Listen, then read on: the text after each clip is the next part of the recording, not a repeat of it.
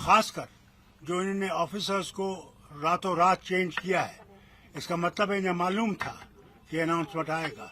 मैं चाहता हूं कि इलेक्शन कमीशन इसको भी देखे, इन अफसरों को किस बिना पे चेंज किया गया है। अच्छा है, बहुत ही अच्छा कि समय मिला। अब पता लगेगा कौन तैयार था कौन तैयार नहीं था। वो नहीं लड़ेंगे, आप लड़ेंगे? मैं लड़ूंगा। जब स्टेट रिस्टोर होगा मैं उतर जाऊंगा और उमर साहब उस सीट से लड़ेंगे। नेशनल कॉन्फ्रेंस के अध्यक्ष फारूक अब्दुल्ला ने बड़ा ऐलान किया है। उन्होंने कहा कि इस बार का विधानसभा चुनाव उमर अब्दुल्ला नहीं लड़ेंगे। फारूक अब्दुल्ला ने कहा कि वो खुद से चुनाव लड़ेंगे और जब राज्य का दर्जा मिल जाएगा तो वो सीट खाली कर देंगे और तब उमर उस सीट से लड़ेंगे। विधानसभा चुनाव की तारीखों के ऐलान पर फारूक अब्दुल्ला ने कहा, यह बहुत मुबारक दिन है। कल स्वतंत्रता दिवस था और आज मुबारक दिन यह हुआ है कि चुनाव आयोग ने घोषणा 3 चरणों में चुनाव होगा। मैं चुनाव आयोग से उम्मीद करता हूं कि लेवल प्लेइंग फील्ड सभी पार्टी को दी जाए। जो अफसर रातों रात चेंज हुए हैं, इसका मतलब उन्हें पता था कि चुनाव आने वाले हैं। मैं चाहता हूं चुनाव आयोग यह भी देखे कि इन अफसरों को क्यों चेंज किया गया। इसके साथ ही उन्होंने कहा, जल्द चुनाव होना एक अच्छा संकेत है। अब पता लगेगा कि कौन तैयार था और कौन तैयार नहीं था। हम कहां चुनाव लड़ेंगे यह पार्टी तय करेगी।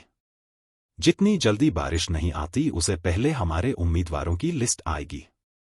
आप जम्मू के लोगों से पूछें कि 370 जाने के बाद उनका क्या नुकसान हुआ। हम चाहते हैं कि राज्य का दर्जा बहाल हो और यह सिर्फ एनसी नहीं बल्कि सारी पार्टी चाहती है। यह भारत सरकार का भी वादा है। फारूक अब्दुल्ला ने यह भी कहा, हम हमेशा यह मानते हैं कि महिलाओं को उनका हक मिलना चाहिए। हमने महिलाओं के लिए संसद में भी लड़ा है। हम यह लड़ाई जारी रखेंगे। बीजेपी बड़े बड़े दावे करती है। बता दें कि शुक्रवार 16 अगस्त को चुनाव आयोग ने ऐलान किया कि जम्मू कश्मीर की 90 विधानसभा सीटों पर 3 चरणों में चुनाव होंगे। पहले चरण का चुनाव 18 सितंबर, दूसरे चरण का 25 सितंबर और तीसरे चरण का चुनाव 1 अक्टूबर को होगा। 4 अक्टूबर को नतीजे घोषित किए जाएंगे। इलेक्शन कमीशन ने आज अनाउंस कर दिया है कि जम्मू कश्मीर में इलेक्शन होंगे और 3 फेजेस में होंगे।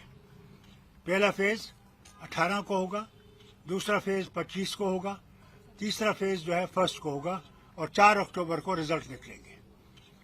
मैं सिर्फ इलेक्शन कमीशन से ये उम्मीद करूंगा, जो बहुत जरूरी है, कि लेवल प्लेइंग फील्ड सबको दें, सब पार्टीज को। ये नहीं कि एक को ज्यादा दे देंगे। और खासकर जो इन्होंने ऑफिसर्स को रातों रात चेंज किया है, इसका मतलब है इन्हें मालूम था कि अनाउंसमेंट आएगा। मैं चाहता हूं कि इलेक्शन कमीशन इसको भी देखे, इन अफसरों को किस बिना पे चेंज किया गया है। 3 फेज में इलेक्शन होने वाले हैं और जम्मू कश्मीर जैसे सेंसिटिव स्टेट के अंदर आपको लगता नहीं समय कम मिला है? अच्छा है, बहुत ही अच्छा कि समय मिला।